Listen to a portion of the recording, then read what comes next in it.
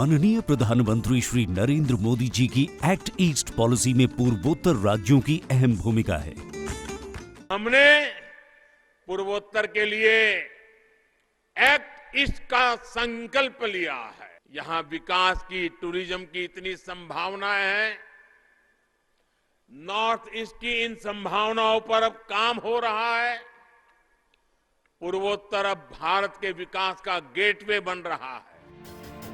ब्रह्मपुत्र और बराक नदी पर विकसित किए गए राष्ट्रीय जलमार्ग 2 एवं 16 इस परिकल्पना की महत्वपूर्ण कड़ी है।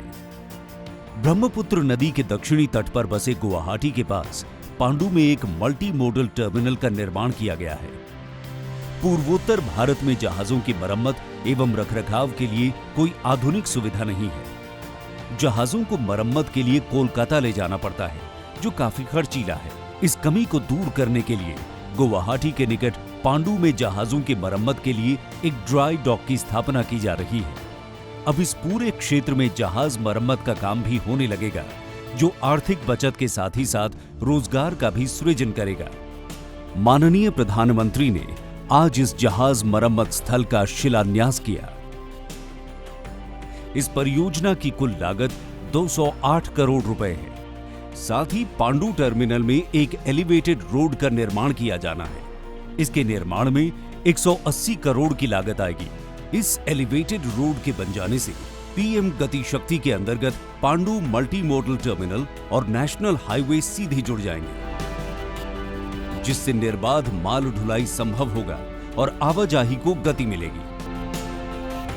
माननीय प्रधानमंत्री ने आज इस एलिवेटेड रोड का शिलान्यास किया। भारत में कई जलमार्गों के विकास होने से प्रशिक्षित पेशेवरों की आवश्यकता होने लगी है। इसकी पूर्ति करने के लिए IWAI द्वारा असम एवं त्रिपुरा सरकार के साथ मिलकर स्किल डेवलपमेंट संस्थान में ट्रेनिंग सेंटर खोले गए हैं। गुवाहाटी में स्थापित किए गए स्किल डेवलपमेंट इंस्टीट्यूट में खासतौर पर पूर्वोत्तर के छात्रों को प्रशिक्षित किया जाएगा, जो न सिर्फ इस सेक्टर की आवश्यकता को पूरा करेगा, अपितु उनके लिए रोजगार भी सुनिश्चित करेगा। माननीय प्रधानमंत्री ने आज गुवाहाटी में बने मैरीटाइम स्किल डेवलपमेंट इंस्टीट्यूट का उद्घाटन किया। राष्ट्रीय जलमार्ग 2 में स्थित धुबरी, जोगी घोपा, तेजपुर, सिलघाट, निमाती और डिब्रूगढ़ में फ्लोटिंग टर्मिनल बनाए गए हैं। माजुली द्वीप में आवाजाही के लिए रो और रो पैक्स की सुविधा शुरू की गई है। इसके अलावा बोगीबील में एक स्थायी कंक्रीट टर्मिनल की स्थापना की जा रही है, जो हर मौसम में माल ढुलाई और यात्री परिवहन को सुनिश्चित करेगा।